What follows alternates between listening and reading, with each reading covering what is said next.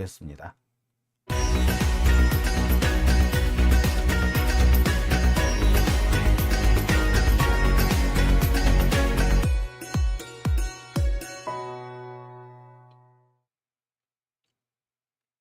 네, 오밤중의 뉴스 함께하고 계신 지금 시각 11시 27분을 지나고 있습니다.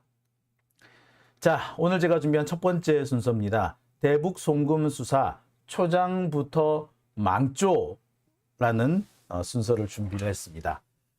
자, 대북 송금 수사. 그러니까 쌍방울의 대북 송금이 사실은 뇌물이었다. 뭐 이런 주장인 거죠. 이게 현재 검찰이 짜놓은 프레임입니다. 근데 이 프레임이 초반부터 흔들리고 있습니다. 누가 봐도 검찰이 헛발질을 하고 있구나. 아이고, 검찰 망신살 뻗치겠구나. 라는 전망이 눈에 보이는 그런 상황이 되고 있어요. 검찰로서는 다급할 수밖에 없겠죠. 다급하니까 무리수도 계속 연발하고 있습니다.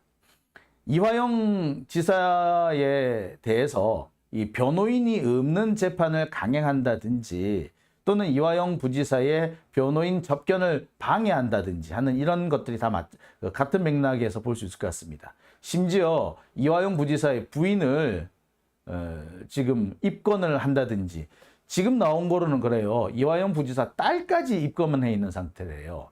이화영 부지사의 딸이 결혼을 했는데 그 결혼 자금, 이 부쑣돈 들어온 돈 이런 것까지 다 탈탈 털어서 이게 뇌물이 아니냐는 식으로 그런 식으로 시비를 털고 있는 모양입니다. 아니 도대체 뭘 어떻게 하라는 겁니까? 일상생활 자체를 못하게 막는 거 아닌가요? 이렇게 되면은 일상생활을 파괴해서는 안 되는 거 아닙니까? 검찰 수사 지들이 아무리 신성하다고 해도 이 개인의 일상적인 생활을 파괴하는 그런 수사를 해서는 안 되는 거 아닌가요? 이건 기본 아닌가요? 검찰이 지 멋대로 합니까? 자, 한동훈은 이러면 툭 하면 이러겠지. 뭐 범죄자 수사하는데 뭐 예외가 있느냐. 이딴 소리를 찍찍하고 있는데 야, 나쁜 새끼지 그거요. 야, 이 개새끼야. 지금 확정 판결이 났어? 검사가 범죄자라고 하면 범죄자야? 그 말부터가 틀린 거예요. 범죄자 수사하는데 예외가 있느냐 이 말 자체가 틀린 말이에요.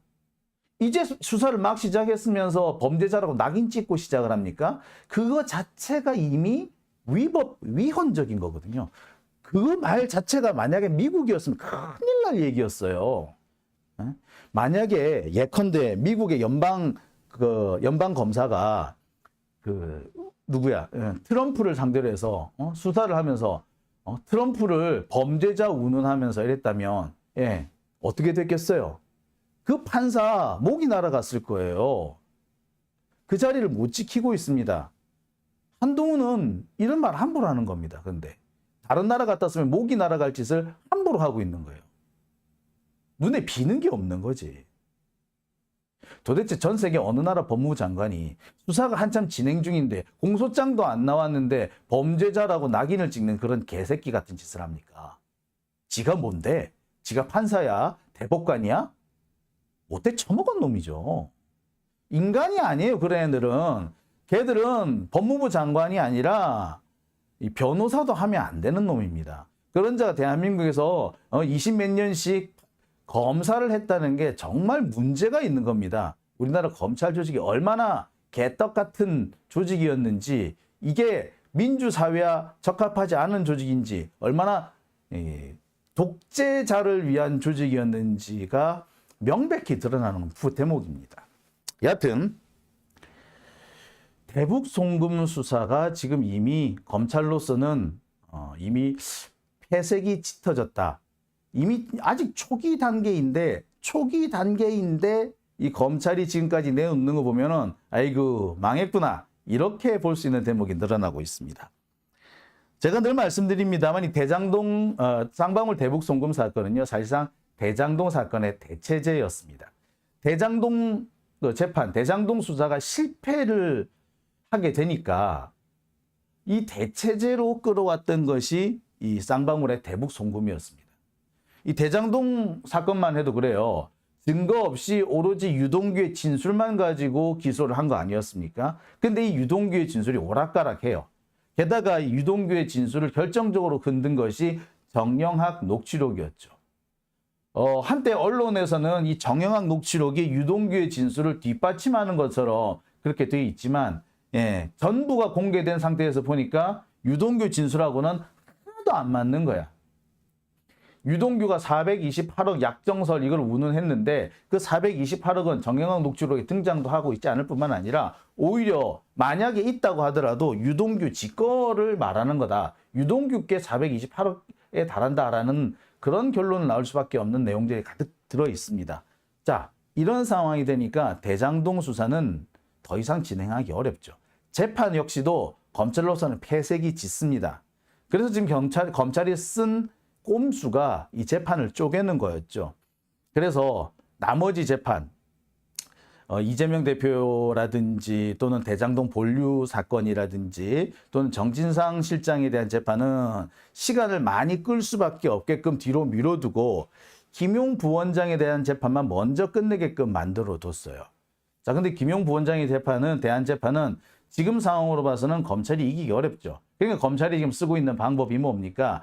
위증을 했다라는 식으로 좀 시비를 걸고 있는 거죠. 그래서 어떻게든 간에 이걸 뒤집어 보겠다는 겁니다. 검찰은 1심은 포기했는지도 몰라요. 하지만 항소심에 가서 또 이걸 어떻게든 간에 뭐 위증 수사 이런 걸로 해가지고 뒤집겠다 뭐 이런 식으로 하는 것 같은데 어림 반푼어치도 없을 겁니다. 예. 이제 지금까지 우리가 많이 당해봤기 때문에 더 이상 당하지 않는 단계에 이르렀거든요. 근데 검찰은 여전히 옛날식 수법을 쓰고 있습니다. 자, 여하튼 검찰은 지금까지 이 대장동 정치 공작의 대체제로 쌍방울 대북 송금을 이용해 왔습니다. 따라서 이 대장동 수사가 이 난관에 봉착할 때마다 쌍방울 대북 송금을 꺼내 들었죠. 몇 번 좌초됐었습니다. 원래는 이게 쌍방울 대북 송금이 아니었고 쌍방울의 변호사비 대납이었잖아요. 근데 변호사비 대납은 도저히 안 될 것 같으니까 슬그머니 대북 송금으로 넘어가요. 자, 이 언론도 참 문제입니다. 변호사비 대납 그 얘기 가지고 한참 떠들더니 그 얘기는 슬그머니 어디론가 사라지고 갑자기 대북 송금으로 넘어와 버렸죠. 지금까지 자신들이 의혹을 제기했던 부분에 대해서 어떠한 결론도 나지 않고, 아니 자신들이 의혹 제기했던 것이 사실이 아니라는 쪽으로 드러날 것 같으니까 이 언론도 함께 검찰하고 같이 대북 송금으로 슬그머니 넘어온 상태인 겁니다. 자, 이처럼 쌍방울 대북 송금 사건하고 대장동 공작은 한 번씩 번갈아 가면서 대장동이 안 되면 쌍방울, 쌍방울이 안 되면 대장동 이렇게 왔다 갔다 하는 그런 사건이었습니다. 서로가 서로한테 대체제가 되는 거죠. 그렇게 주제를 바꿔가면서 검찰은 주제를 바꿔가면서 수사를 했고 대중의 눈도 계속해서 이쪽 저쪽 옮겨 다니게 했습니다. 그리고 그 사이에 그 틈을 이용해서 진술 조작, 증거 조작을 진행을 했죠. 자, 그런데 이것도 한계가 있는 겁니다. 벌써 이런 방식으로 대중의 눈을 속이고 언론을 가지고 장난질을 친 게 2년 가까이 되고 있어요. 이제 드디어 미천이 떨어질 때가 온 겁니다. 이대로 가면 검찰은 위기에 봉착할 수밖에 없어요. 검찰로서는 뭔가 새로운 돌파구를 찾아야 됩니다. 뒤집기를 해야 되는 거지. 게다가 지금 같은 상황이라면 더 이상 이재명을 압박하는 것도 힘듭니다. 자, 그렇게 하면서 지금까지 진행해 왔던 것이 이 대북 송금 사건, 쌍방울 대북 송금 사건이었어요. 자, 그런데 이 쌍방울 대북 송금 사건도 이제는 아까 말씀드렸던 것 같이 미천이 떨어지기 시작합니다. 조작을 해서 지금까지 어떻게든 끌고 왔는데 이 조작이 한계에 이른 겁니다. 자신들의 뜻대로 안 되는 거죠. 가장 대표적인 것이 이화영 부지사의 진술 부분이죠. 검찰은 이화영 부지사를 어떻게든 간에 압박해가지고 이재명에게 불리한 진술을 끌어내려고 했는데 이화영 부지사가 우여곡절 끝에 검찰의 이 위협을 뿌리치는 데 성공했습니다. 자, 근데 도대체 그러면 이 대북 경제 협력 사업, 쌍방울의 대북 사업은 어떻게 진행된 거였느냐? 쌍방울의 대북 사업은요, 기본적으로 스마트팜 등 이 북한의 농업에 투자하는 사업이었어요. 북한의 농업에 대한 투자를 하는 것이고, 이 북한에 대한 농업을 투자를 하는 대신에 이 당시 이재명 대표, 그러니까 경기도 혹은 문재인 정부로부터 어느 정도 지원을 받겠다는 것이 이 쌍방울의 계획이었던 것 같아요. 이 쌍방울은 자신들이 사업을 혼자 진행하는 건 쉽지 않고, 특히 이 대북 사업이라는 것이 정부의 지원 없이는 진행 자체가 불가능하지 않습니까? 그러니까 어떻게든 간에 좀 진행상에 협조를 얻으려고 했던 것 같아요. 그래서 스마트팜, 그러니까 경기도가 당시 스마트팜 사업을 진행을 하려고 했었기 때문에 이것과 연결되는 그런 부분에서 대북 투자를 하려고 했던 것 같습니다. 그래서 이 스마트팜 사업을 위해서 북한에 계약금 등 선금을 지급을 했죠. 이게 약 800만 달러에 달하는 것으로 확인이 됐습니다. 자, 문제는 여기서 시작하죠. 아까도 말씀드렸듯이 이 대북 사업이라는 것은 기본적으로 정부 지원이 없으면 불가능한 사업이죠. 그렇지 않습니까? 네. 자, 그렇기 때문에 어떻게든 간에 정부와 정부의 사업과 맥을 같이 하는 사업을 할 수밖에 없어요. 자, 그런데 검찰은 요거를 딱 꼬투리를 잡은 거죠. 스마트팜 경기도에 산다네?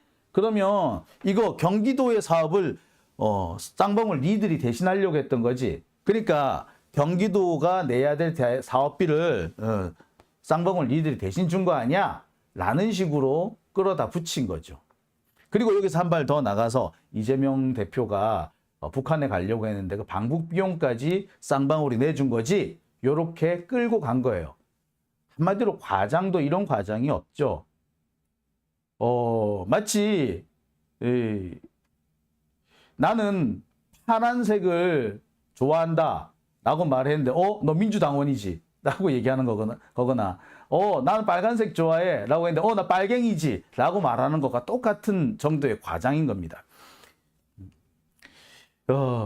어디까지나 쌍방울은 자신들이 대북 사업을 하려고 했고 그 대북 사업에서 경기도라든지 혹은 문재인 정부의 도움을 받고자 한 것뿐인데 이것을 과장을 해서 검찰은 경기도의 사업비를 쌍방울이 대납했다. 더 나아가서 이재명 대표의 방북 대가를 지급했다는 식으로 억지를 쓰고 있는 거예요. 과장이죠. 근데 원래 검찰 수사가 항상 이런 식이에요. 별거 아닌 거 사실과 다르고 전혀 다른 맥락인데도 불구하고 엇비슷하다. 색깔이 좀 엇비슷해 보인다 싶으면 그게 우연이라도 엇비슷한 게 있다고 싶으면 그걸 갖다 끼워 붙여가지고 이게 사실이지 이거지 라고 몰아가는 거. 이게 사실 검찰 수사의 특징입니다. 이번에도 여지없이 드러난 겁니다. 자, 그렇지만 이 쌍방울의 대북 사업하고요, 경기도하고는 아무 관련이 없습니다. 쌍방울이 진행하고자 했던 사업이 경기도의 사업하고 유사하더라는 것 외에 아무런 관련이 없어요. 쌍방울은 경기도의 지원을 받고 싶었죠. 그리고 문재인 정부로부터도 어떤 형태의 지원을 받고 싶었을 겁니다. 하지만 까였죠. 어제도 제가 말씀드렸습니다만 쌍방울은 문재인과 이재명한테 까인 거야. 까인 상태였어. 자, 그런데 이것을 검찰은 뇌물 사건으로 조작을 하고 있는 겁니다.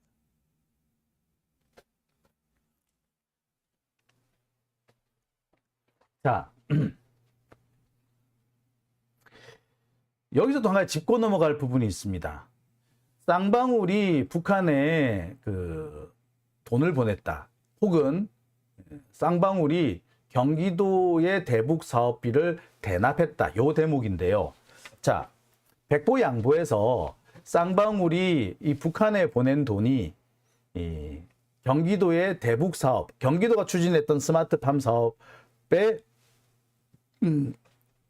경기도가 추진하고 있던 스마트팜 사업비다 라고 하더라도 문제가 좀 이게 문제가 되지는 않습니다. 자, 대북 송금을 했다고 다 문제가 되나요? 현재 남북교류협력법이 있고요. 남과 북은 경제협력 많이 하고 있습니다. 뿐만 아닙니다. 여러분 잘 아시다시피 개성공단도 운영하고 있지 않았습니까? 한때 북한에서 만들어진 이 생산품들이 우리나라에 들어와가지고 싸게 팔린 적 되게 많아요. 여러분 아시죠? 예.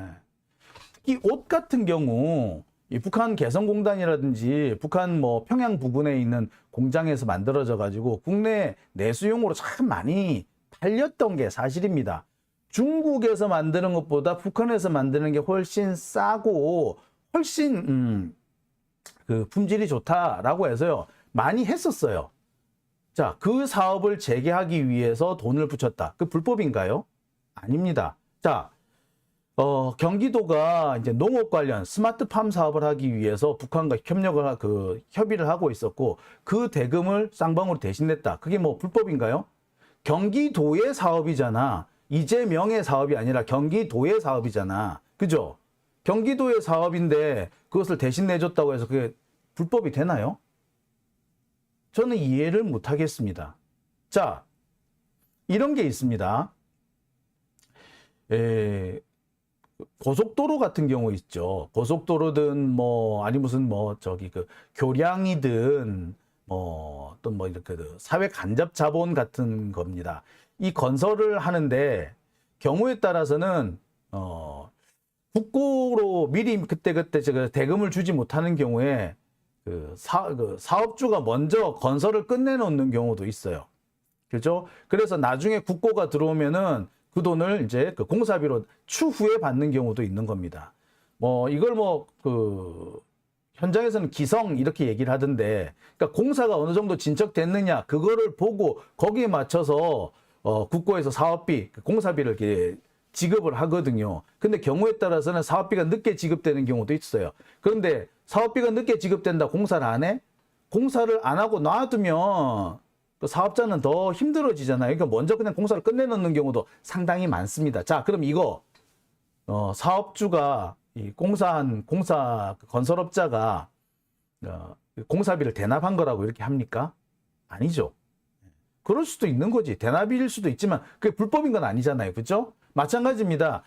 경기도가 대북 사업을 진행하고 있는데 경기도의 예산이 확보가 안 됐으면 함께 진행하고 있는 파트너가 먼저 사업비를 보낼 수도 있는 거예요. 뭐 특히 잘못된 거 아니에요. 대납이든 선납이든 상관없어요. 그죠? 만약에 문제가 생긴다? 그거는 그럼 쌍방울이 뒤집어 쓰는 거지. 별 수 없어요. 그거는. 그렇게 진행되는 겁니다. 자, 만약에 이재명이라는 개인이 북한에 무슨 사업을 하고 있는데 그 이재명이 하고 있는 사업을 쌍방울에서 사업비를 대납했다면 문제가 되지. 그건 뇌물이 되죠. 근데 이거는 뭐다? 그거 상관없죠. 전혀 상관없는 거예요.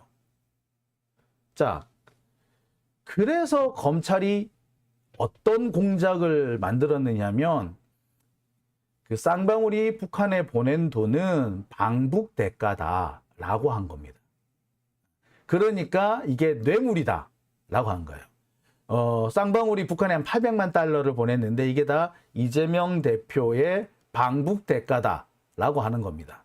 검찰은 지금 이게 경기도의 스마트팜 사업비를 대납했다고 뭐 이렇게 주장하는 부분도 있습니다만 스마트팜 사업비는요, 설령 그것이 사실이라고 하더라도 이걸 뇌물로 볼 수 없어요. 안 그렇습니까? 누가 이익을 얻었어? 경기도가 얻은 이익이잖아. 그렇죠? 근데 이게 왜 뇌물이 됩니까? 이건 말도 안 돼, 말도 안 돼. 그죠? 자, 그리고 이 쌍방울이 이 대북 사업, 사업비 선납, 대납을 통해 가지고 쌍방울이 얻은 이익이 있나요? 없어요. 이건 그래서 배임도 안 돼. 아무것도 안 돼요. 오로지 뭐가 걸린다? 방북 대가를 지급했다. 요것만 걸리는 거야. 그래야지 이게 뇌물로 만들 수가 있는 거예요. 자, 그래서 지금 검찰이 만들고 있는 게 그런 공작인 겁니다. 지금까지 검찰은요, 쌍방울이 약 500만 달러 혹은 800만 달러를 보냈다라고 주장을 합니다. 자, 근데 원래는 800만 달러를 보냈다고 하죠. 그래서 500만 달러는 스마트팜 비용이라고 해서 보냈는데 사실 이게 방북 대가다라는 식으로 막 이렇게 주장을 하는데, 자, 이 부분에 대해서도 사실 말이 안 되는 거죠. 왜? 아까도 말씀드렸습니다만 대북 송금이라고 해서 다 불법은 아닙니다. 단순 대북 송금이라든지 교류 협력을 위한 것이었다면 문제 삼기가 어렵고요. 굳이 문제를 삼는다고 하더라도 남북 교류 협력법에 문제가 되거나 국가보안법 위반이 될지언정 이것이 뇌물이 되지는 않는 겁니다. 근데 검찰이 이걸 뇌물로 만들어야 되는 거지. 만약에 이거를 이 남북교류협력법이나 국가보안법 위반으로 몰고 갈 경우에는 뭐가 된다? 예, 이거는 정치적 논란이 됩니다. 누가 보기에도 탄압이거든. 그죠? 탄압이죠. 그러니까 검찰은 이게 탄압이 아니고 부패 사건으로 만들어야 되는 거야. 그래서 이거를 뇌물로 조작을 하고 있는 거예요. 계속 뇌물, 대북 송금은 뇌물 이런 식으로 몰고 가는 겁니다. 한마디로 개새끼죠. 자, 그런데 문제는 증거 부분이죠. 검찰이 이렇게 몰고 가려고 하는데 검찰이 뭘 하고 싶든 간에 일단 증거라는 게 있어야 되는 거잖아요. 그죠? 근데 증거가 문제입니다. 아니, 증거가 있다면 뭐 제가 뭐라고 설명을 하든 이재명 대표가 뭐라고 변명을 하든 방북 대가를 지급한 그런 증거가 명백하다면 북한에 보낸 돈, 쌍방울이 북한에 보낸 돈이 이게 방북 대가라는 명백한 증거가 있다면 얘기는 또 다르죠. 뭐 뇌물이 될 수도 있고 뭐가 될 수도 있고 다 그렇죠. 그런데 문제는 그런 증거가 없다라는 데 있습니다. 지금 현재 증거는 오로지 김성태의 진술밖에 없어요. 그 진술을 만들어내기 위해서 이 진술을 표면화시키기 위해서 검찰이 만들었던 판때기가 지난 22일 날 열렸던 이화영 지사의 재판이었던 겁니다. 이런 김성태의 진술을 검찰청에서는 백날 첫날 해봤자 소용이 없는 거예요. 이 진술은 법정에 와서 해야만이 이게 증거 능력이 생기거든요.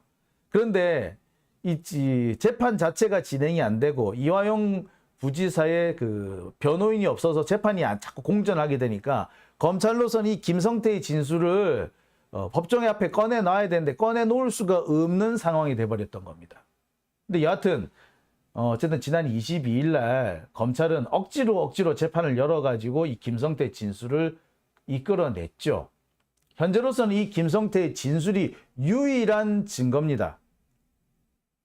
만약에 이 진술이 검찰청에서만 나왔다면 아예 취급 대상도 안 됐을 거예요. 검찰에서 한 진술은요, 증거 능력이 없습니다. 형사소송법 개정에 의해서 더 이상 검찰 진술 조서는 법정에서 효력이 없어요. 반드시 법정에서 현출이 되어야 하는 겁니다. 그래서 증인으로 출석해서 자신이 한 진술에 대해서 인정을 하고 그에 대해서 반대 신문이 진행이 돼야 돼요. 그래야지 증거 능력을 가질 수가 있습니다. 그렇기 때문에 검찰로서는 어떻게든 간에 이 김성태의 진술을 법정으로 끌어내야 했었고 법정에서 끌어낼 수 있도록 그런 판을 만들어줬어야 했던 거야. 그 판을 어떻게 만들려고 했다? 이화영 부지사의 재판에서 만들려고 했던 거예요.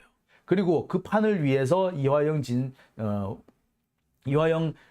부지사의 진술 번복이 필요했던 거고.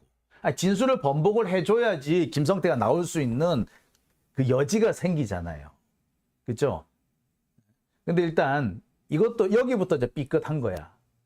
분명히 이화영이 진술을 뒤집어주고 북한에 송금하려고 했었어요. 이재명도 알아요. 이렇게 진술을 해주고 그래야지 여기에 김성태가 딱 와가지고 두수수 풀어냈어야지 이게 판이 만들어지는데 이화영 진술을 받아내는데 실패한 거예요. 그리고 억지로 김성태 진술만 끌어온 거예요.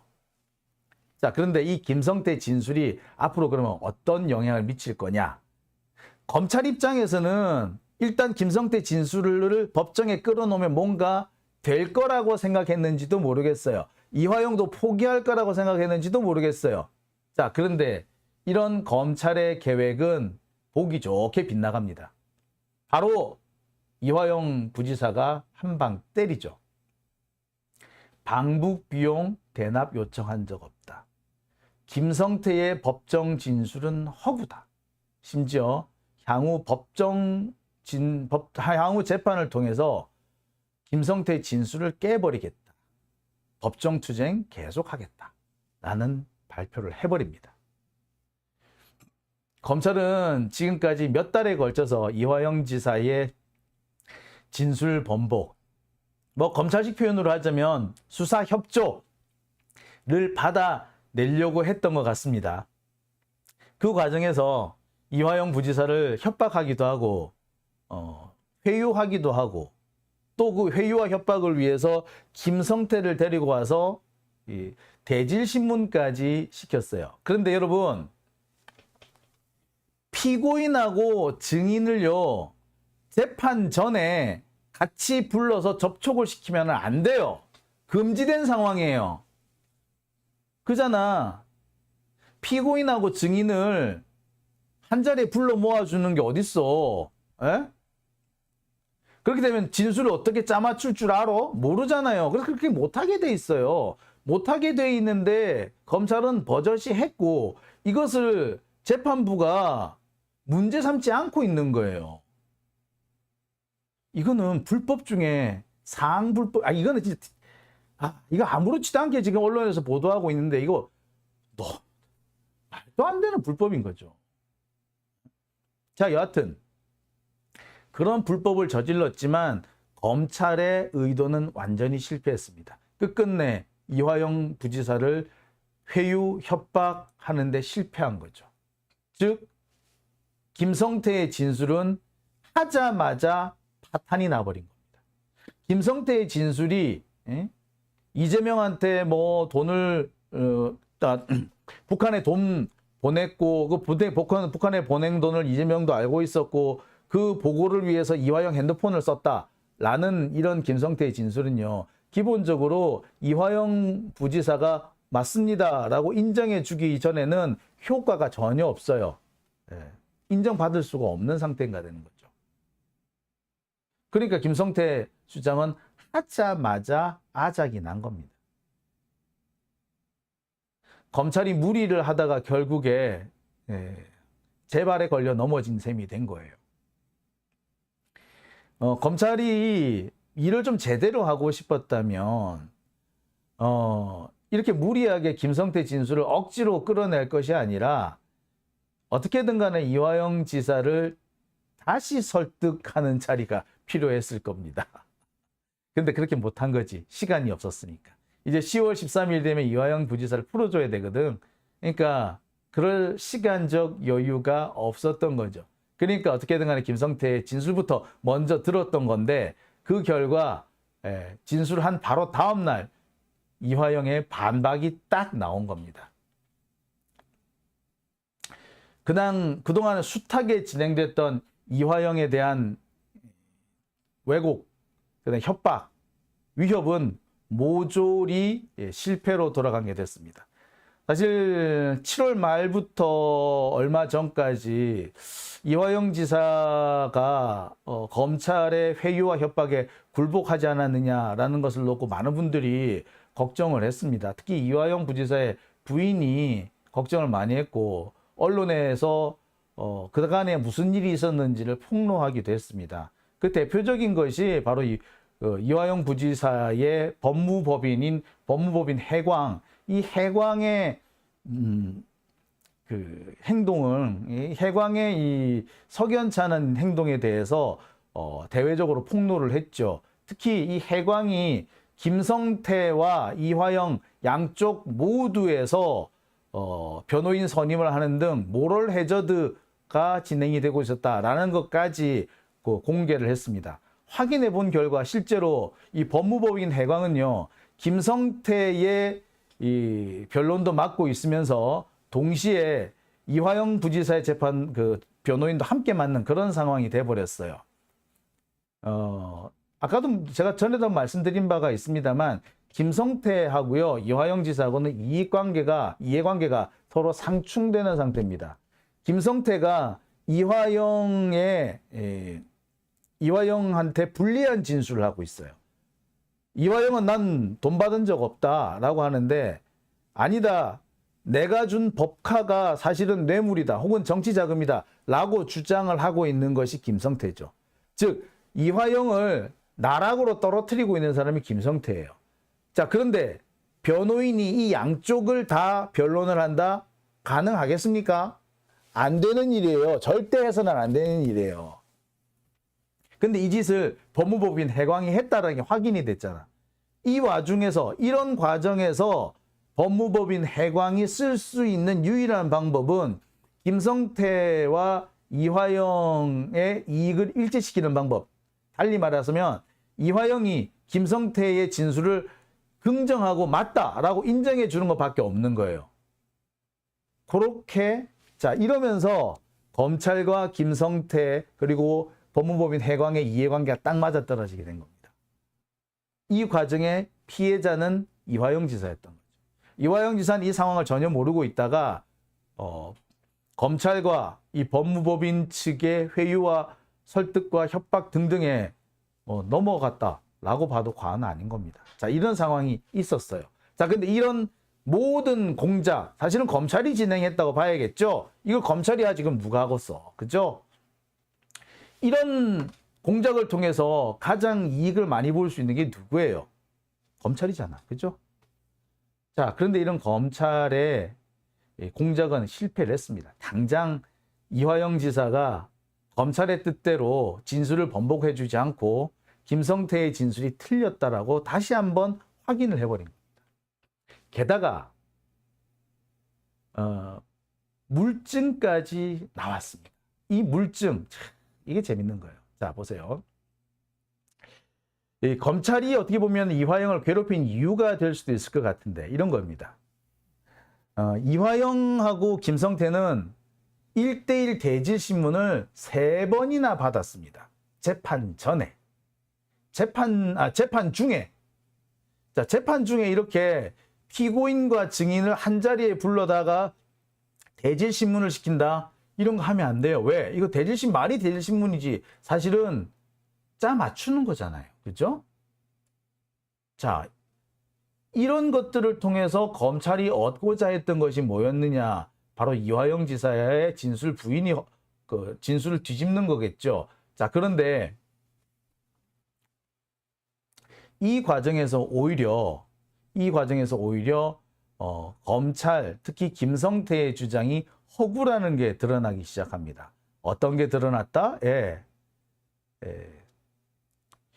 나노스 쌍방울의 이 IR 자료를 보면은 쌍방울이 약 1억 달러를 북한에 지급한다. 뭘로? 선금 혹은 계약금 쪽으로 지급한다라는 그런 자료가 등장을 해버립니다. 자, 지금까지 검찰은 쌍방울이 북한에 보낸 돈, 800만 달러, 최대 800만 달러가 다 이재명을 위한 돈이다 라고 주장을 했는데 그게 아니라 쌍방울이 북한에 투자하기 위해서 1억 달러, 그러니까 우리나라 돈으로 계산하면 약 1,200억 원 정도 되죠. 이 1,200억 원을 지급하기로 약속을 했다라는 그런 IR 자료가 나와버린 거예요. 이 물증 아닙니까? 물증이죠. IR 자료가 나왔다는 거. 즉 쌍방울 자신들의 사업을 위해서, 쌍방울이 자기 사업을 위해서 북한에 돈을 보낸 거예요. 이재명을 위해서 보낸 게 아니라. 물증이 나와버렸잖아. 그죠? 자, 증거가 2개 나왔네요.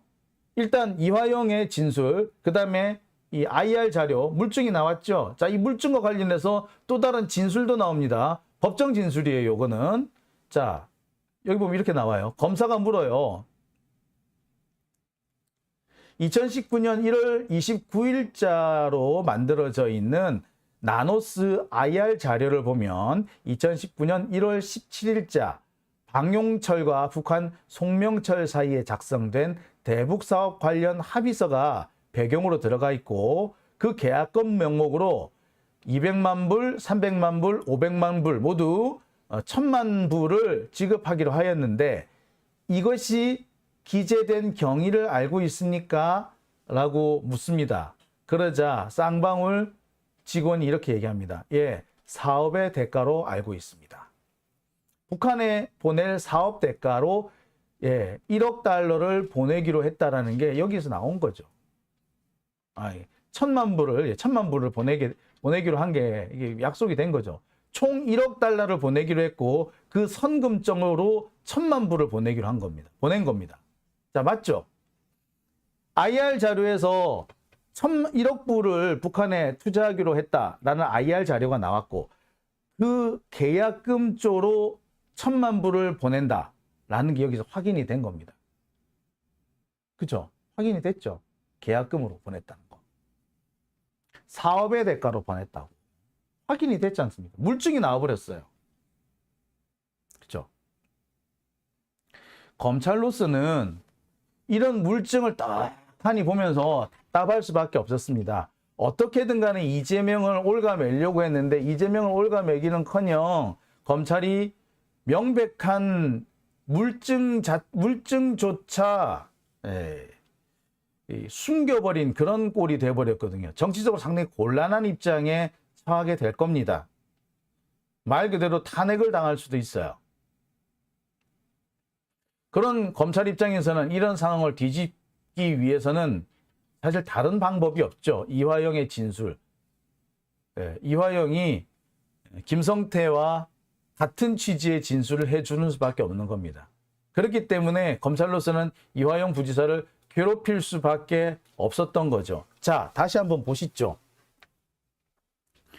자, 위 자료를 보면은 북한 송명철하고 방용철 사이에 대북사업 합의서가 만들어졌고 계약금 명목으로 200만 불, 300만 불, 합계 500만 불을 지급하기로 했다. 예, 나와 있지 않습니까? 계약금이라고 계약금.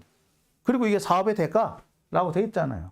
이 물증이 나와버렸어요. 이런 합의서가 있단 말이야. 그 합의서 내용이 뭐다? 계약금 명목으로 500만 불을 보낸다는 게 나와 있다고. 이게 물증, 이보다 더 정확한 물증이 있습니까? 게다가 이에 앞서서 뭐가 있다고? 쌍방울 IR 자료도 있잖아. IR 자료. 예.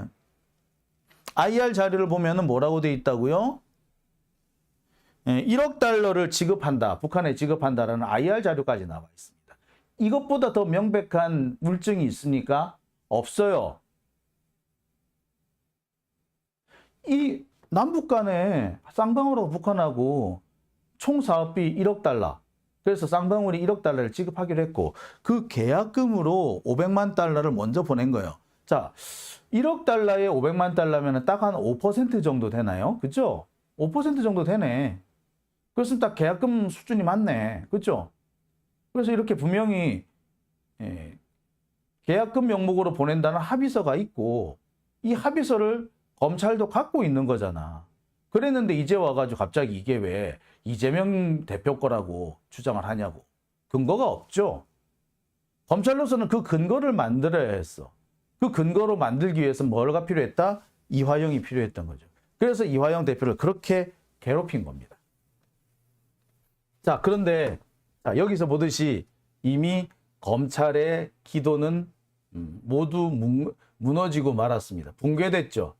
김성태를 억지로 끌고 와서 법정에서 이재명 대표의 불리한 진술을 하게 만들었는데 협조를 해줘야 되는 이화영 부지사가 거절을 했고 무엇보다도 확실한 물증이 있고 IR 자료와 계약서라는 확실한 물증이 있는 거잖아요. 아니 물증이 진술이야 바뀌지만 물증이 바뀔 리가 없지 않습니까? 그죠? 자, 그런데 이게 크게 잘못됐나요? 네? 그죠?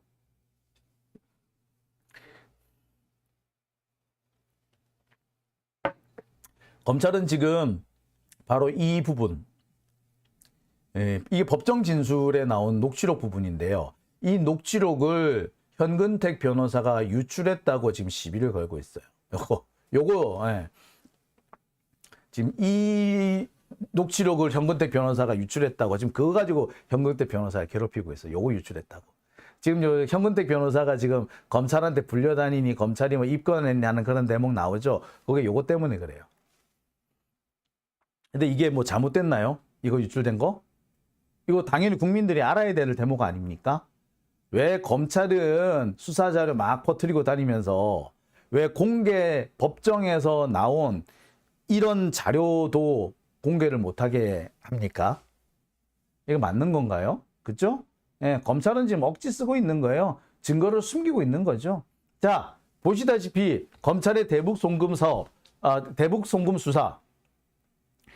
쌍방울이 북한에 보내는 500만 불을 어떻게든 수단과 방법을 가리지 않고 이재명의 방북 대가라고 몰아가려고 했던 검찰의 기도는 이제 붕괴됐습니다. 물증으로 일단 아니란 물증이 있었고, 이 물증을 뒤집기 위해서 김성태와 이화영의 진술이 필요했는데, 김성태 진술은 어찌어찌 받아냈지만 이화영 부지사가 완전히 거절을 해버렸고, 결국 검찰의 대북 송금 수사는 망한 겁니다.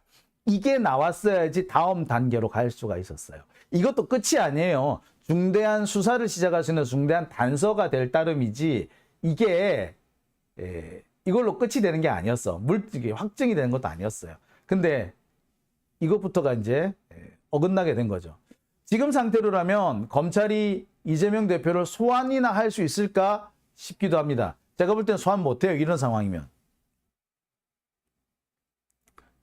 일단 김성태가 뭐라고 떠버렸던 간에 이화영이 아니라고 그랬고, 이화영의 진술을 뒷받침할 수 있는 이런 계약서 같은 물증이 있는데 이걸 어떻게 뒤집습니까? 못 뒤집어요. 이 상황에서 이재명을 소환을 한다고? 불가능합니다. 그죠? 네. 그래서 제가 말씀을 드린 겁니다. 초장부터 망조라고. 이러니까 검찰이 지금 오바를 하는 거예요, 지금. 괜히 이것 관련해가지고 한동훈이 핏대 올리고 대북송 관리해서 핏대 올리는 이유가 거기 있는 겁니다. 지들이 봐도 이제 망했거든. 망조가 들었거든. 그런 거예요. 자, 오밤중의 뉴스 첫 번째 순서는 여기까지고요. 이어서 두 번째 순서로 넘어갑니다. 국유화, 폐간, 어떤 대통령도 할 수 없는 일인데 감히 제가 어떻게 그런 말을 한다는 것입니까? 이치에 닿지 않는 말을 가지고 사람을 이렇게 몰약해서는 안 됩니다.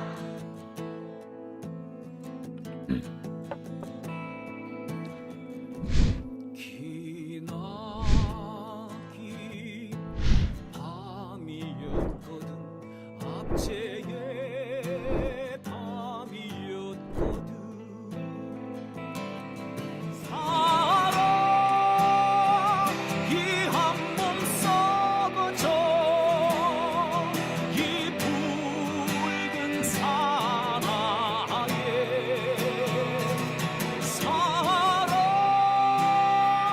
해방의 횃불 아래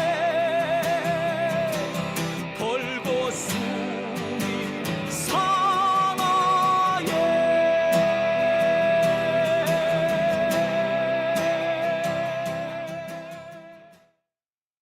네, 오밤중의 뉴스 함께하고 계신